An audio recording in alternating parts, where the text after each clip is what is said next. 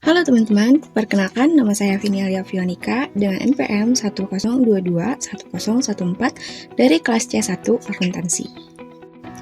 Hari ini kita akan membahas sebuah aspek krusial dalam sebuah bisnis, yaitu tata kelola perusahaan atau biasa disebut dengan Good Corporate Governance.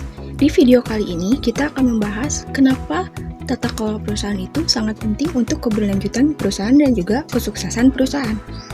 Tata kelola perusahaan atau GCG mengacu pada sistem dan proses pengelolaan perusahaan yang melibatkan prinsip-prinsip transparansi, akuntabilitas, keadilan, dan juga keberlanjutan.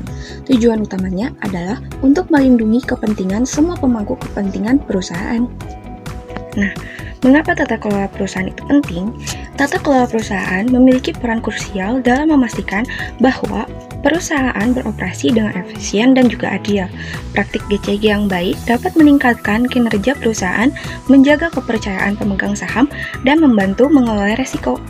Transparansi dalam tata kelola perusahaan memastikan bahwa informasi perusahaan disampaikan secara jelas, akurat, dan tepat waktu kepada semua pemangku kepentingan.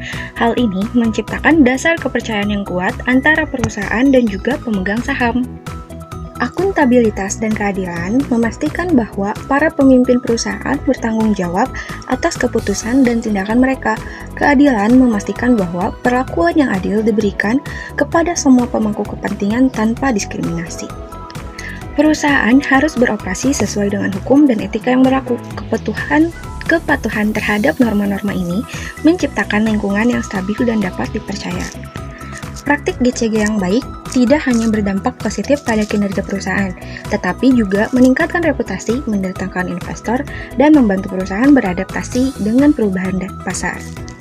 Nah, dengan demikian, tata kelola perusahaan bukan hanya sekedar aturan dan prosedur, melainkan fondasi bagi kesuksesan dan keberlanjutan perusahaan. Kita semua memiliki peran dalam mewujudkan tata kelola perusahaan yang kuat untuk mencapai hasil yang optimal.